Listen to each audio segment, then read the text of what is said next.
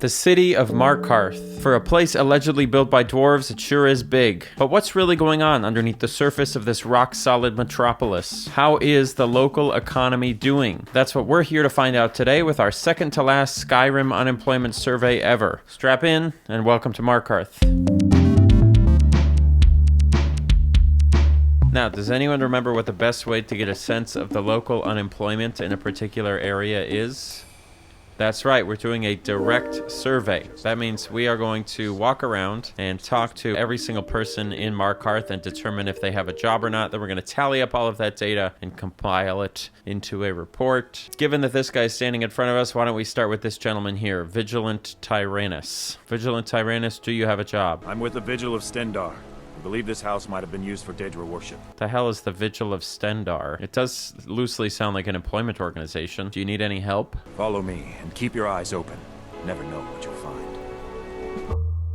Alright, he's trying to kill me all of a sudden. I don't know why. I gotta get out of here. That guy was part of like sort of a traveling, almost like holy police force. You know, like the Knights Templar kind of, which does give the sense that he's not from here, that he's just like passing through, you know? So I'm just not going to count him as part of the survey, and we'll move on to whoever else is outside. What can an old skald do for you, huh? You're an old skald. Is that some kind of bard? That's about the truth of it. It's also worth noting that he can train me in the art of speech, which kind of sounds like, though he is old and maybe doesn't work as much as he used to, kind of sounds like he's still employed. I mean, I can literally pay him to teach me things, so that's employment. Hello, who are you? Dude, you are scary. Bloody enough for you, outsider. What? More blood's always better. That's what we here at the Bureau, that's what we say. This is Yngvar the singer. Now, he does sort of look like the lead singer of a metal band, but I don't know if that's actually his job. Been here ever since I left the Bard's College. Turns out a few muscles earn more gold than a damn lute. Oh, he tried to be a bard and then it didn't work, and so now he has to beat people to death for a living, because that's how you can get work in Skyrim. That's horrible. That's worse than this. You just gotta go work at Chipotle, but it's better than starving to death, maybe. Maybe. Is it? Next up, we have this gentleman. This. Out of my way, outsider. Hey, relax. I need to know who you are, Reberus Quintilis. I should get back to work. Money doesn't count itself. Money doesn't count. You're a money counter? Something tells me that job's not very hard. Oh man, look at all these guys working down here. How are you guys enjoying your job? You're not one of my workers. What are you doing here? I'm trying to talk to your workers, which means you have workers, which means you're employed. Mullish. So these are his workers, which I guess means they're employed, huh? They don't like us talking to people when we work. Well, yeah. That's called if you got time to lean, you got time to clean. Mullish will beat me if I stop working. That's not good. Good day. Good day to you, too. Now, with those people out of the way, we've surveyed everybody who's standing outside in Markarth. The problem is, probably 90% of the people in this city are indoors. There are a lot of doors here, but we have to do it, so we're going to start with the easy places. We're going to go inside of this bar. There's bound to be lots of employment in a bar, and also probably lots of unemployment. Oh, look at this. This is why I like coming to Skyrim, because you can literally just ask, where do you work? Arnleaf and Sons Trading Company. I'm a porter. Employed. Give a crippled worker a helping hand. Okay, so this guy said something about a cripple. If that's true, then I guess maybe he would be not applicable. But also he says crippled worker, which makes it sound like he's a worker. So I think surprisingly, I probably have to call him employed. Now, as with any bar, there's a bunch of people here who are clearly employed, like this sweeping individual and this mercenary lady, you know, the barkeep. But there's also a lot of people who are more confusing to figure out, like this lady. Need something? Yes, do you have a job? Oh, did you need something? Yes, do you have a job? Need something? Yes. Her name is Muri, but I'm going to repeatedly refer to as Muriri as I follow her around to see if she does any work. So I apologize in advance for that. It's just what happened. Now, Muriri immediately stood up and made a beeline for the door. So I decided just to follow her and see where she ended up. And even though it was midnight, she went straight for the potion shop. So after waiting until morning so that we could go inside, we popped in to see if Muriri was employed here. Muriri, are you in here? Hello, Muriri? You're not Muriri.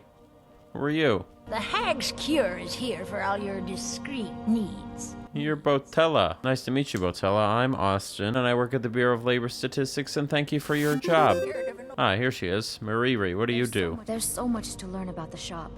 I'll never get it all straight. Okay, so she's learning how to work at the shop. Look, she's literally sweeping, so...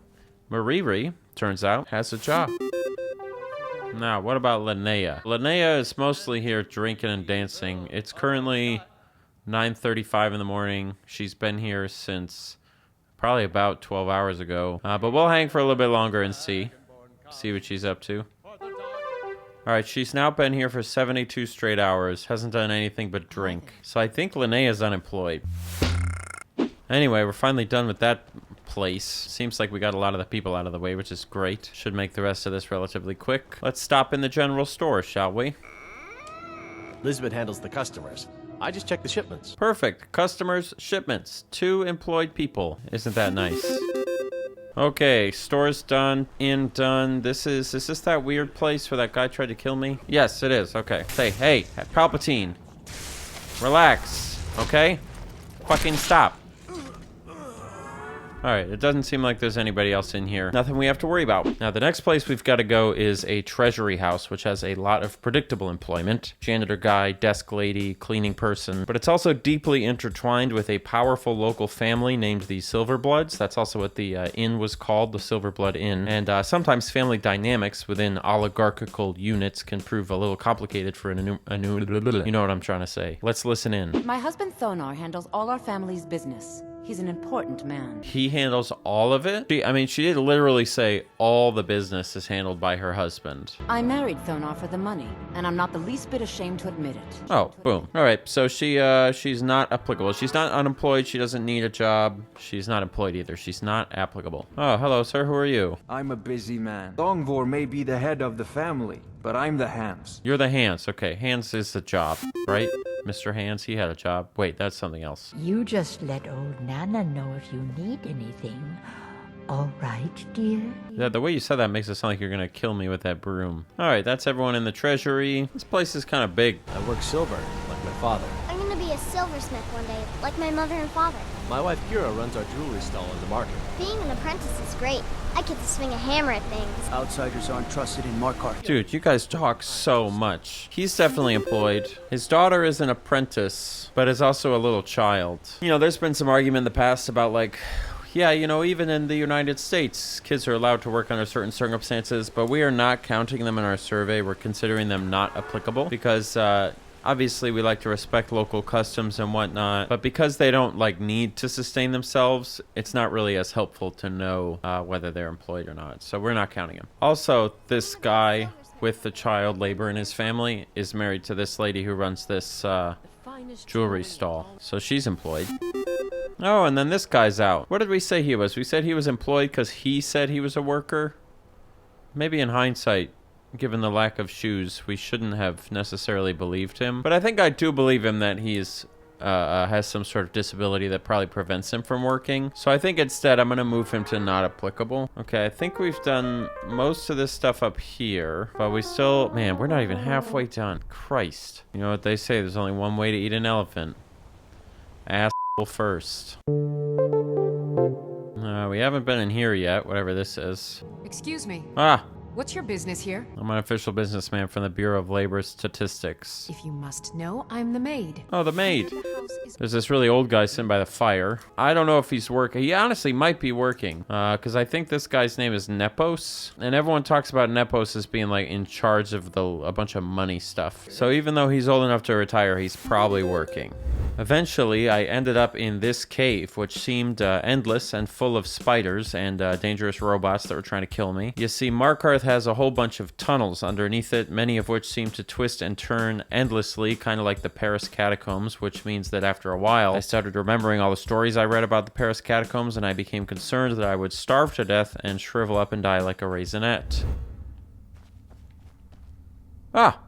There's a person down here. Need something? Yes. What is going on? I'm all ears. Need something? All right, this guy doesn't want to seem to talk to me very much, which on the face of it is not a good sign for his employment, but let's have a look around. Oh, there's more people here. What was it like killing your first one, huh?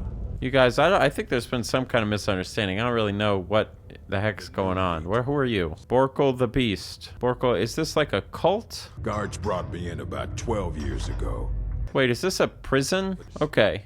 This is definitely a prison. So I ended up in a prison somehow. So this is unpaid slave labor. Is that correct? Is that what you guys are doing? I got locked up one too many times.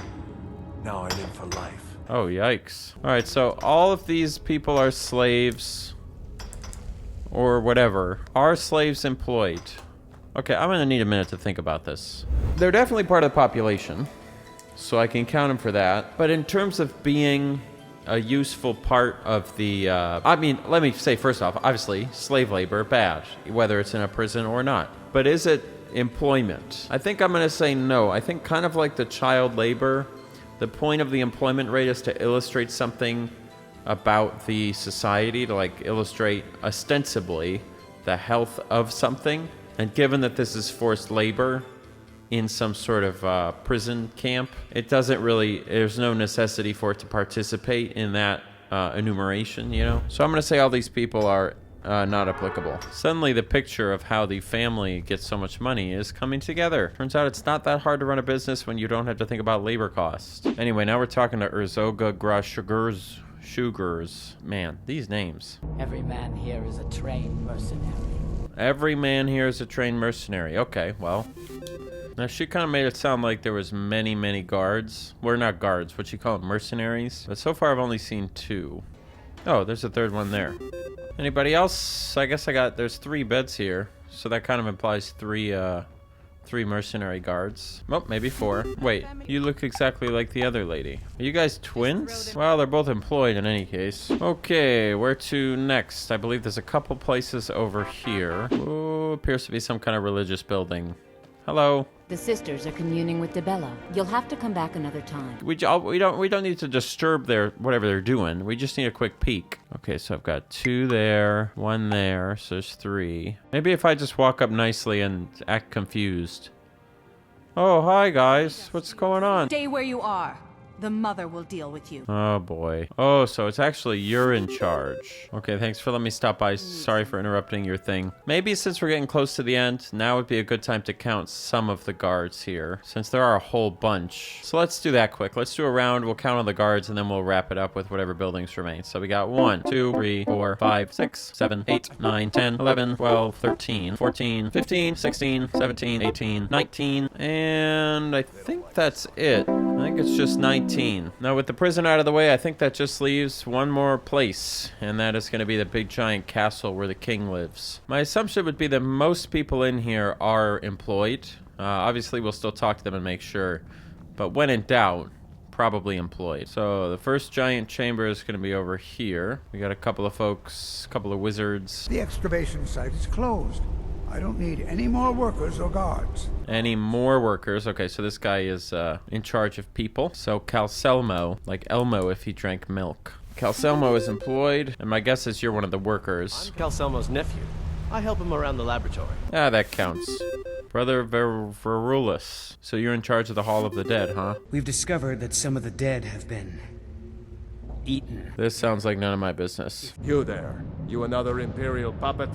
Answer me. Thong for Silverblood. Okay, so he works for the Silverbloods. He's dressed in a bunch of armor. Wow, his armor has the Skyrim logo on it. I wonder if he likes that video game. We own Sidna Mine.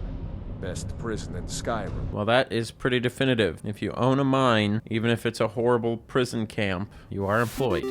Oh, a couple of people walking around. Who are you? The Dominion is here. Are you from around here? No. Have a great trip, you guys. I hope you enjoy your time. I'm the Yarl's personal blacksmith, but that doesn't mean I can't sell you a few pieces for a fair price. Okay, fair enough. Get a little side action, as they say, right? It's a dog. Dogs cannot have jobs, at least not in Skyrim. I did go to the airport recently and saw a dog with a job, but I don't think he was being paid. What we got back here? Wow, a food service worker. Hello, chef. Look at all this food he's gonna sell me. He even has my favorite meal. Okay, thanks for being employed. Yarl gives me 2 incompetent assistants. Worthless. You know, people, it's interesting by comparison to, you know, because we're enumerating this Skyrim and we're also enumerating Kanto in Pokemon. And it's interesting culturally how much more labor forward Skyrim is. Like, everyone is defined in most ways by what they do for work, which I guess isn't that kind of how it used to be back in the day, like where last names like Baker and Smith came from. Who are you to approach the Yarl of Markarth? My name is Austin. I'm from the Bureau of Labor Statistics. Very well. You may approach the mournful throne. You must be taking care of the Yarl, is that true? As his housecarl, Igman's security is my chief concern. Well, there you go. I'm Igman's uncle, as well as his steward. Steward, is that a job? A steward's probably a job, right? Just like advisor. And this is the king. The king, of course, is employed. All right, I think that wraps up the Markarth Yarl's house, or whatever it's called. So at this point, we've done the government, we've done the shops, the guards, the religious centers, the traders, the mercenaries. You'd think that we're basically done, but you'd be wrong. I totally forgot about the fact that there are farms and mines outside of the town with plenty of employed people, including this gentleman who's selling dogs, a couple of new guards, and these two people running a farm. I also stumbled across this mess. What is this? Those are miners right there? Yeah, they got pickaxes. Forsworn killed everyone. Hopefully Skaggy will send word to the Yarl. They said a guy named Skaggy is in charge. Is this Skaggy? Oh, he just went inside. Oh, you're Skaggy. Okay. I'm the hardest worker in Left Hand. No. Better than any man. No. No, I mean, that's great. And thanks for having a job. And then we also have another child here, which is interesting. Why is everyone so upset? Because they have to work in a mine. So there's two more miners here. We got at least one up top here. And I think that's it. It's not a very big mine. Now, with all that extra stuff taken care of, it's time for the most important part of our survey, synthesizing all the data into an economic situation summary, which I will present to you at a press conference that will begin in 3, 2, 1. Hello, everyone. Welcome to another press conference from the Bureau of Labor Statistics. Today, we're going to be discussing the economic situation in Markarth.